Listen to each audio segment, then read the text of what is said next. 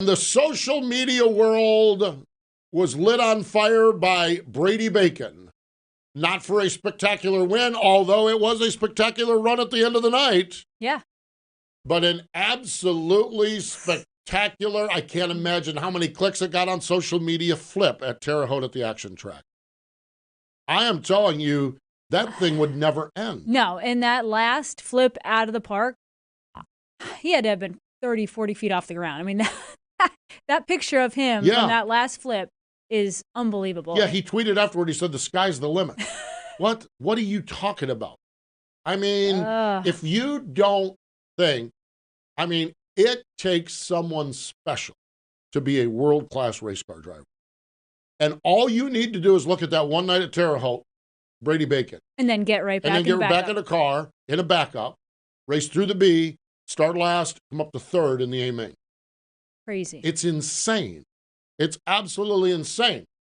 So then he decides to step over the pavement, and he finishes ninth in the little 500. Yeah, rookie of the 500. Rookie of the little 500. Thank God he did the next thing. He threw a 360 in the Hoffman number 69 car, put a wing on top, and went to Waynesfield and won $12,000 on Sunday night. Thank God he put a wing on it so we can talk to him on Wing Nation. Yeah, seriously. This is Wing Nation, by the way, presented by Dryden by DRF Racing Oils. We're in the Hercules Tire Studios, and that's what we're going to do. We're going to talk to the Macho Man, Brady Bacon. What a weekend. It's unreal. And the fortitude, the skill, the mind, the dedication, the commitment. I mean, talent. The talent. Yeah. It's unreal how good he is. Well, and I'm not sure if you saw the pictures of him after the race, but his, he had the pop blood vessels in his eye from the wreckage. Yeah, it was like Ricky Rudd when he had to tape his eyes open in NASCAR. It was like that's what and Brady's all looked like he'd been on the wrong side of a barroom fight.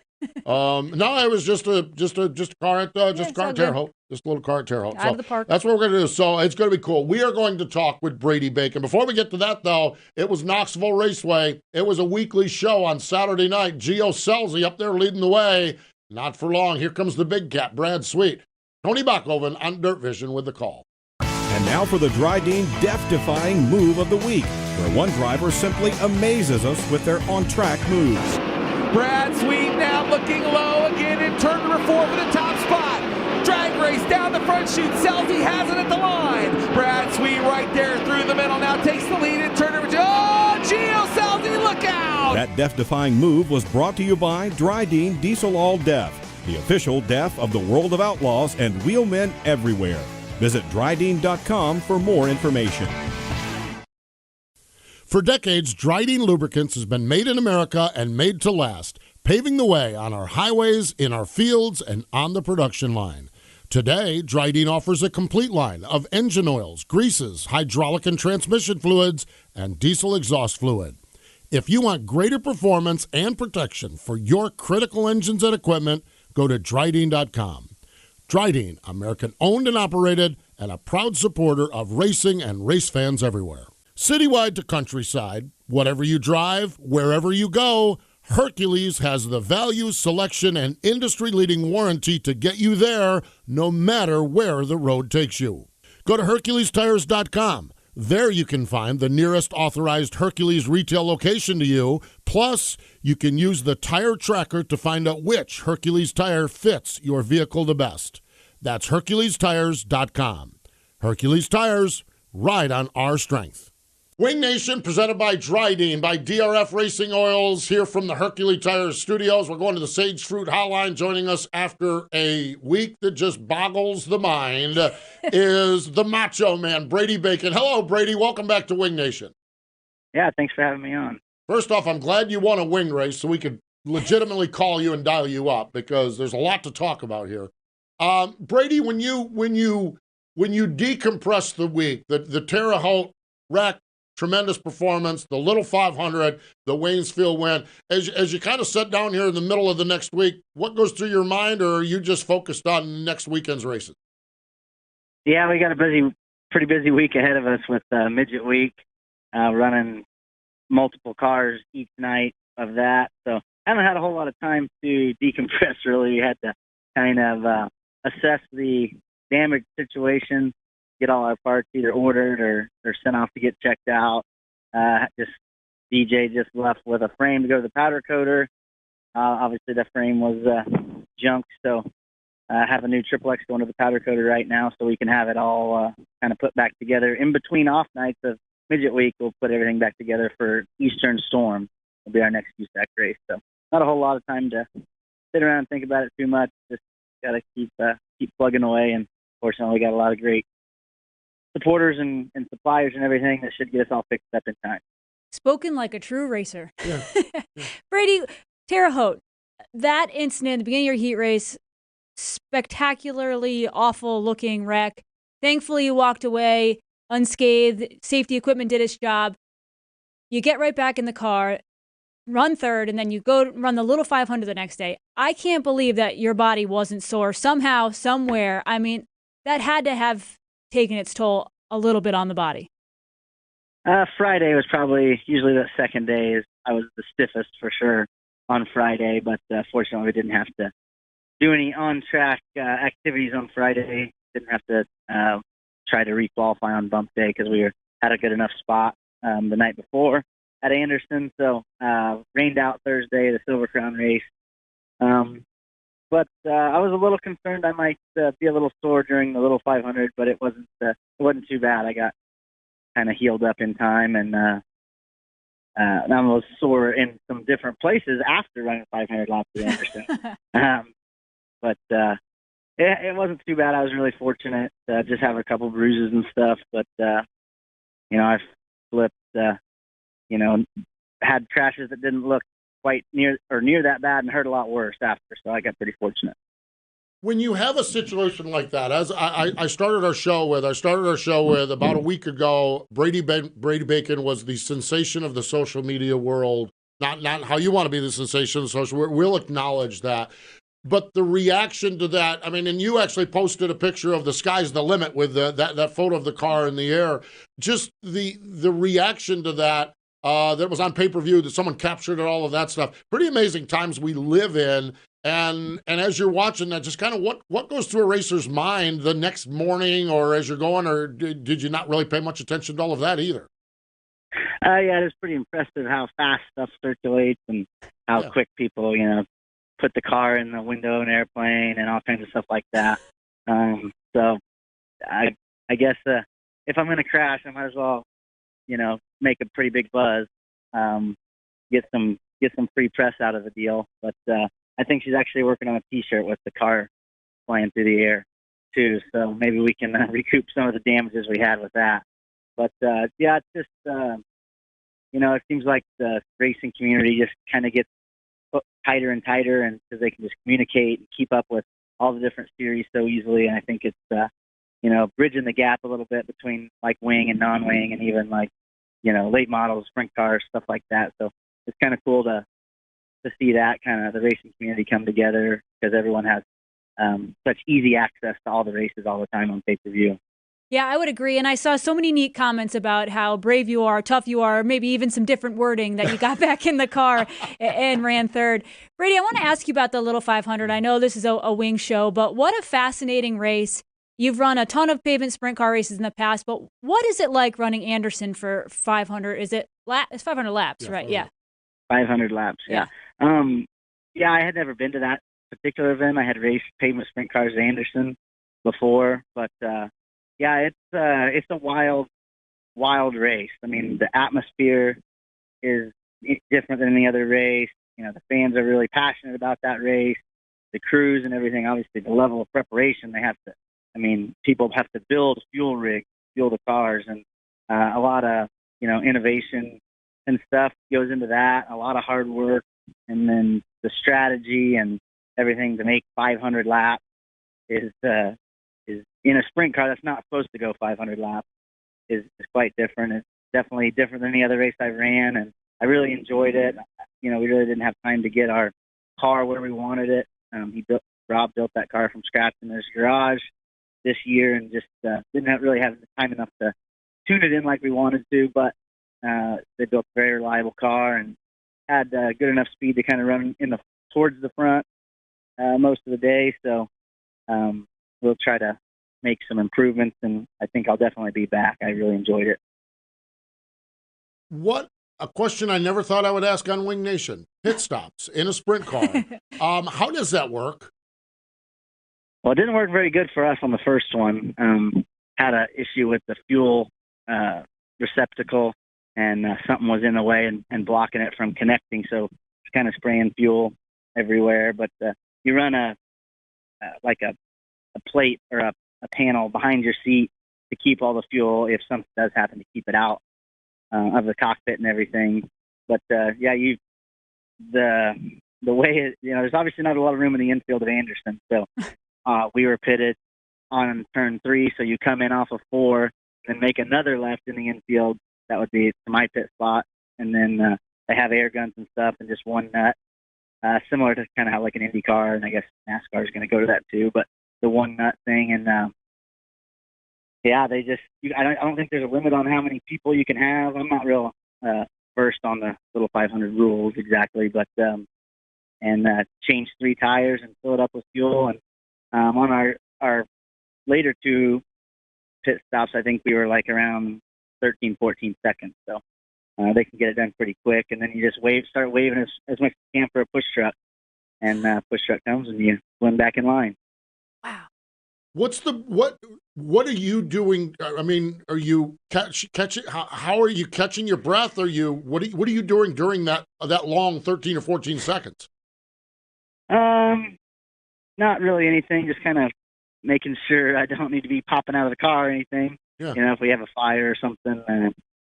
But holding the brake, making sure that I keep the tires from spinning while they're trying to bust them loose, and then just getting it locked back in gear. Yeah, taking a much needed little breather, but we ran a little over 100 laps under caution, so it does give you some time to kind of recuperate and catch your breath. And biggest thing, I started getting a cramp like 50 laps in on my brake and my calf on my brake leg. Ooh. And I was like, oh my gosh, this is going to be miserable for 450 more laps. I can't get rid of this. But fortunately, I was able to move my foot around and make it go away.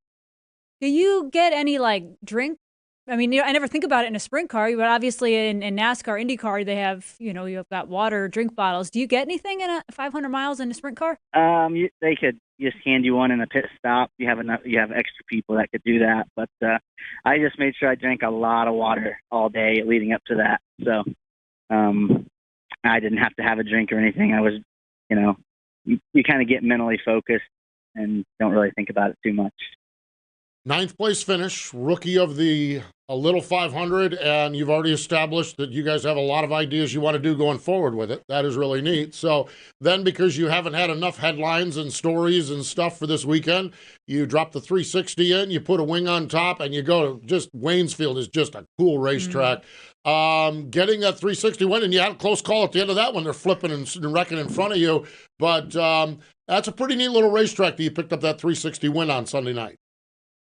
Yeah, we've had some success on one. I think the last time I ran a 360 there a couple years ago, we were able to win the Bob Hampshire Classic, I think. And we would run well with a 410 with a wing when we ran there, too, with the All-Stars, if they would go for Speed Week or Sunday night shows whenever we could pop over there. So I was pretty confident we had a good shot at it. And then qualifying, we weren't really that great. But heat race, we got things quite a bit better. And then I was contemplating on doing some stuff with the suspension, and I did it for the dash, and that really woke the car up, and that kind of put us over the top to be able to have a car to win the race. Brady, so many drivers kind of stick to one discipline. They're either a wing driver or a USAC or pavement, and some may switch along their career, but not many switch by the day, by the week. Just talk about that. I think it's so cool to watch you hop in 3 different cars on the same weekend and have success in all of them. Just talk about what it's like for you to be able to run so many disciplines and run them well. Yeah, I really enjoy running different stuff and kind of put a little more focus on just online stuff than we have in the past. But I think it just keeps you fresh, kind of keeps your mind open to new ideas. The wing world might be picking up on something that you can apply to your non-wing program. And if you're not racing and in there, doing it and paying attention, you might miss that. It also just gives you something new. If you just do the same thing all the time, same races, same track, same series, you can get a little vanilla, I guess. Maybe you get a little complacent. But we like to switch it up every once in a while. We got to run the All-Star races in Indiana last week, and then Waynesfield. And it's just we're fortunate to have enough stuff to be able to do that. That engine belongs to John Cressman from South Dakota. We don't have a 360 of our own, and it's just I've always liked to do that. Even when I was growing up, we would run micros and wing, non-wing on the same night, and I just think it keeps you fresh and keeps you on your toes, I guess. There's iconic race cars in all levels of motorsports. You know, I mean, whether it's NASCAR, whether it's an Indy car, you want to be in the 14 car. The 14 car is so iconic, and Penske cars, whatever it is. That Hoffman number 69 car. And then to give him, like, you guys got your first winged win together with him at Waynesfield. What's that experience been like driving in one of those iconic cars that everyone recognizes? It's really cool. I mean, they were Hoffmans have been extremely influential in my career. When I ran for the team, when it was ran out of their shop in Cincinnati for 4 years, we won 2 championships together that way. And then the dynamics of the team are a little different now. I take care of the stuff at my shop here in Union City, Ohio, but they're still obviously involved. We race together at Little 500, and just to be involved with such a legacy, and I won the most races for them. I think they have like 150 different people that have driven their car over the years. To just be a small part of that is really cool. And it obviously, every time you get a win, you just add to a record that's probably a long ways from getting met ever again, too. Brady, when you looked at the season ahead, how do you make your schedule? Is it so far in advance, or do you do some of it month to month? Do especially springtime. Weather plays a big factor. We kind of do it week to week. But first thing we obviously do is put the USAC National Sprint Car races on the schedule, and the Dirt Silver Crown races, and then Kelly Hink owns the midget that I'm driving this year, and we talk to him, see what races he wants to run, and then we have a couple cars here that we run at like local sprint car races that like during midget week we'll run a sprint car and a midget. So we just kind of look and see what we think we want to do. And then obviously, like last week, we were supposed to be on Lakeside, and it rained out. And luckily, we had the wing car. We were able to get it ready to go to Circle City, Gas City, and Kokomo. So, like I said, once again, we're fortunate to have enough stuff to be able to kind of make decisions on the fly like that. But for the most part, we try to kind of have an idea of where we're going to go. And obviously, in the summer, USAC keeps us pretty busy, so there's not a lot of room for extra stuff. But if a rain out happens and there's something like Waynesfield or All-Stars in the area that we can make, we try to do that too. So ballpark, and I know we're not there yet, how many A mains will you run this year? What I mean, obviously we got rainouts and we're only in June now, but what's kind of a goal for A main? Usually probably this year will be between 80 and 100, somewhere around there. Used to, when I was younger and dumber, probably we would get up to as many as 120, 125. But got 3 kids now, and we don't try to stretch it quite as much as we used to. There was one year I think we ran 14 races in 15 days with Ohio Speed Week and Pennsylvania Speed Week and stuff with a wing.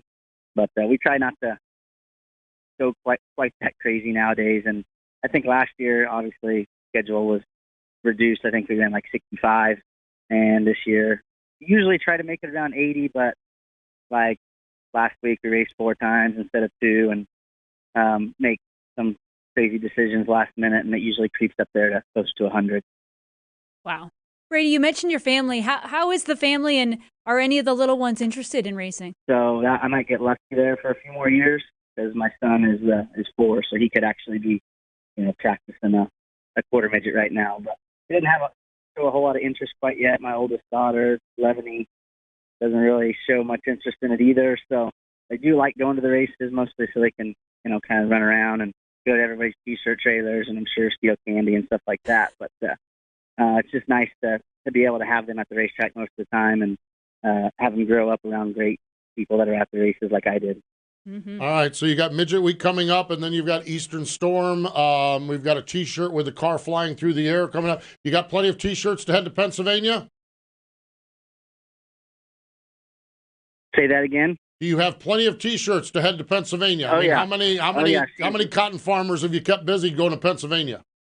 Quite a few. The merchandise stuff has been overwhelming this year and even last year. And Ciciana was here today. She's still here packaging up online orders, and I just saw her with a big list of reorder stuff and calling R&R and getting a whole bunch more shirts coming. So when we first started selling T-shirts, we'd get like a couple boxes at a time, and now they bring them on a pallet. So just thankful for all the fans that support us and buy our stuff, and that helps us, definitely helps going up and down the road a little easier.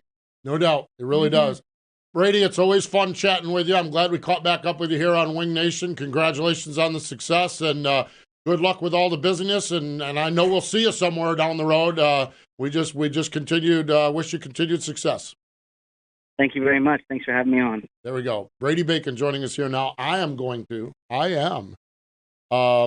see Brady because we're doing the NASCAR trucks at Knoxville. And the next night is the 410 and the Corn Belt Nationals. The USAC. The USAC sprint cars. So I'm going to watch the Macho Man live and in person. And I hope he keeps it in the ballpark there in Knoxville. Doesn't put it out into the Highway 14. Yeah, exactly. Gosh, it's just he is and the reason I always kind of have this T-shirt thing with him. We're up on Beer Hill. He talked about that a couple years ago when he ran Pennsylvania Speed Week. We're up on Beer Hill. And Brady comes right up on Beer Hill. Like, drivers don't traditionally come up on Beer Hill. He comes up there, but Ciciana's got a wagon, a T-shirt. She must have sold 25 T-shirts while we're standing there drinking beer. Smart lady, yeah, she she's is. like, T-shirt, who wants a T-shirt? She's a merchandise guru. She is. She has some great designs. They really do, yeah. Yeah, I mean, and they have a lot. I mean, obviously, you've got the last name Bacon. Yeah. So you can do that. Face it, you've got a car numbered 69, so you can do that. Okay, they have some of the shirts. Yeah, they have some of the shirts there. They're a little bit more that oriented, if you will. You've got the Hoffman Racing Team. Yeah. And now we got one in midair. We got material. We got plenty of material to work with. Yep. That is for sure. Always great to catch up with Brady Bacon. Over the years, Dryden has stood for uncompromised value and proven performance. Known as the hardest working brand in heavy-duty lubrication, Dryden's heritage is made in America and made to last. Dryden products work to increase the life and enhance the efficiency of your equipment in the toughest conditions. Learn more about Dryden's products at Dryden.com. From grassroots racing to NASCAR, Dryden is a proud supporter of racing everywhere. For a year-round high-quality eating experience, look no further than Sage Fruit apples, pears, and cherries. Not only is their produce healthy, but they are grown with such care and precision that you can count on each piece of fruit having exceptional flavor. Sage Fruit, it's our first choice for quick and easy snacking. Big weekend coming up in the sprint car world. Want to mention this again, the National Sprint Car Hall of Fame and Museum 31st Annual Induction Ceremony. How about this class, Erin? Oh, it's crazy. Greg Hodnett, Tim Schaefer, Jeff Swindell, Walt Dyer, Paul Leffler, Don Lamberti, Spencer Riggs, and Bill Cummings. I know. It's just going to be neat. It's going to be neat. I'm curious, Schaefer's induction speech. You laugh. Jeff Swindell's induction speech. It's Cody Jacobs' mentor, so. It's Cody Jacobs' mentor, that's right. I still, that one. Walt Dyer, after we met Walt up at it's going to be fascinating. Jeff Swindell may turn into a Trump rally. It may. Yeah, we may have some chanting. Political comments dropped in. Don Lamberti, He's awesome. I mean, great guy. I mean, geez, gosh. Isn't that I know. I'm going to miss this one. I've been to a lot because I was on the board for a long time. Right. Kind of sad I'm missing it. It's at the Dyer Hudson Hall noon meal and 1 o'clock ceremony on Saturday. So that is going to be fun. Western Pennsylvania Speed Week continues tonight, Thunder Mountain Speedway, and then they roll to Lernerville and on throughout the weekend. It is going to be great stuff for sure. Then Pete Walton's having a Speed Week. They're at North. There's all kinds of racing tonight. Pete's always having a Speed Week. Pete will have a Speed Week just like it's the third week of March. Let's have a Speed Week. You know, this is the Sprint Summer last week of May, first week of June Speed Week, not to be outdone by the fourth week of June Speed Week that he'll have coming up. Pete always has. If you ever want to just go all gypsy and follow sprint car, just get with Pete Walton, and you'll love the people. USCS, they could not be better people. You never know who's going to pop in. The normal cast of characters are awesome, and then the visitors are awesome. Yep. And so he's at North Alabama, Hattiesburg, and Jackson Motor Speedway in Byron, Mississippi. The All-Stars, they're teaming up with the IRA. This is a great weekend of racing. 4 nights. Fairbury, Friday at Wilmot, Saturday at the Plymouth Dirt Track in Sheboygan, and Sunday at Angel Park. How about that? Great track. Man, 4 nights. World of Outlaw NOS Energy Drink. Speaking of great tracks, River City Speedway. One of my favorites. Oh, they're going to be elbows up there, aren't they? Mm-hmm. You've been around there before, haven't you? You've been around there rather quickly, too. Yeah, one of my favorites. Yeah. And then Granite City Speedway in Sauk Rapids, Minnesota. Tonight also, BAPS is racing, so the Pennsylvania Posse is not going to be sitting around watching racing. They're going to be doing it themselves. And I think that's Sprint Car Unlimited's TV coverage, so you can catch up with Jeremy Elliott's deal on that. Attica, Lee County has the MOA Sprints, Lernerville and Williams Grove on Friday. The Ohio Valley Sprint Car Association is at Atomic, Fremont, Knoxville, Lincoln, Port Royal, Sharon, Spoon River, St. Francis, Wayne County. Those are all 410 shows this Saturday. And then Sunday, Huset's, Jacksonville, Illinois. Yeah, we have 3 races on Sunday. Yeah. 3 races plus the All-Stars. 4 races on Sunday. Huset's, Jacksonville, Illinois has the MOA Sprints, and Tri-City Speedway in Franklin, Pennsylvania. It is June. Elbows up. Time for a lot of racing. That's for sure. And speaking of elbows up, we're just in full recovery mode from Port Royal. And our next road show, the Showdown, the Huset's 50, coming up at the end of June, followed by the Jackson Nationals. Man, that is going to be some awesome time. Mm-hmm. We're going to see some Have you seen some of the footage from Huset's recently? Huset's is insane. They've lost their mind. When they built that racetrack, they lost their mind. And then Todd Quering lost his mind by saying, we want to do this again. And the racers have lost their mind by going there. I mean, it's just, I can't, if you don't go to the Showdown, you've lost your mind. So just join the club. I mean, that is incredible. Yeah. What they're going to do with the Showdown, they're going to do a regular show on Sunday night, which will be like a tune-up for everybody. And then World of Outlaws on Monday and Tuesday, and it's like $30,000, I think it's $30,000 to win for the Huset's 50. Telling you, yeah. Talk about elbows up. That's as good as it gets. I mean, I cannot even imagine what this is going to be like. I thank God we're going to have Wing Nation shows beforehand to kick it off. And I'm not even driving one of these cars, and I'm probably going to need a drink after the Wing Nation show. Just holla. Well, maybe one to even, prep for the show. Well, there you go. Kendra, can we bring the Iowa Beer Bus up and tag along with those folks? They come up to South Dakota, will they? Yeah, well, it's the South Dakota Beer Bus. We can do that. No, Huset's is, you're right, Huset's is, I mean, that is just incredible. The races this year have been fantastic. Races have been phenomenal. They always have, but man. I mean, and then you throw those World of Outlaw guys in on top of what their regular shows are just, I don't even understand if I lived within like 20 hours of there on a Sunday, I would drive up there just Well, we are actually within 20 hours. Are we? Well, like 17. I was 17 hours. Okay, we're 17 away. If I lived within 15 hours of it. Yeah, about 20. If I lived within 15 hours of it, I'd be there every Sunday. No, I mean, I do. What a great racetrack. So neat stuff, that is for sure. Wing Nation gear is available on the All-Star Circuit of Champions trailers. So all those of you in Wisconsin and up in Illinois and up there, time to get your Wing Nation gear. Go to the All-Star trailer this weekend. You can go to wingnation.com. We're on Twitter. We're on Facebook. We have a YouTube page.